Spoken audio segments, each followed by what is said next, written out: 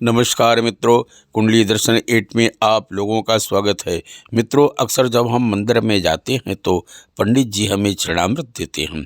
क्या कभी हमने ये जानने की कोशिश की कि चरणामृत का क्या महत्व है? आइए जानते हैं चरणामृत का महत्व। अकाल मृत्युहरणम सर्वव्याधि विनाशनम विष्णु पादोदकम पित्वा पुनर्जन्म न विद्यते। अर्थात भगवान विष्णु के चरण का अमृत रूपी जल पाप व्याधियों का शमन करने वाला है, औषधि के समान है। जो चरणामृत पीता है उसका पुनः जन्म नहीं होता। जल तब तक जल ही रहता है जब तक भगवान के चरणों से नहीं लगता। जैसे ही भगवान के चरणों से लगा तो अमृत रूप हो गया और चरणामृत बन जाता है।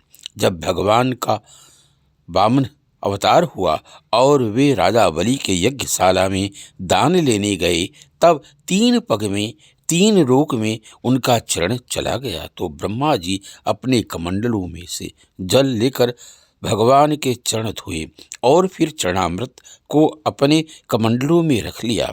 यह चरणामृत गंगा जी बन गई, जो आज भी सारी दुनिया के पापों को धोती हैं।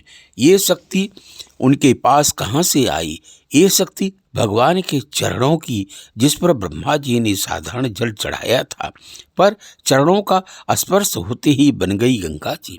सनातन धर्म में चरणामृत को बहुत पवित्र माना जाता है तथा मस्तक से लगाने के बाद इसका सेवन किया जाता है।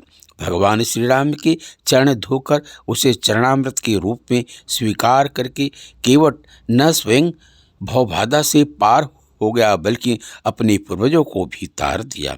भगवान का चरणामृत औषधि के समान है। यदि तुलसी पत्र भी मिला दिया जाए तो उसके औषधि गुणों और वृद्धि हो जाती है। तुलसी चरणामृत लेने से मेधा, बुद्धि, स्मरण शक्ति बढ़ जाती है। कहते हैं सीधे हाथ में तुलसी चरणामृत ग्रहण करने से हर शुभ काम या अच्छे काम का जल्द परिणाम मिलता है। चरणामृत सीधे हाथ में लेना चाहिए, लेकिन चरणामृत लेने के बाद हाथ सिर पर रखना अच्छा नहीं माना जाता है। कहते हैं इससे विचारों में सकारात्मकता नहीं बल्कि नकारात्मकता बढ़ती है। इसलिए चरणामृत लेकर कभी भी सिर पर हाथ नहीं फेरना चाहिए। मित्रों, अभी आप लोगों ने सुना चरणामृत का महत्व। अच्छा लगा हो तो लाइक सब्सक्राइब करें। धन्यवाद।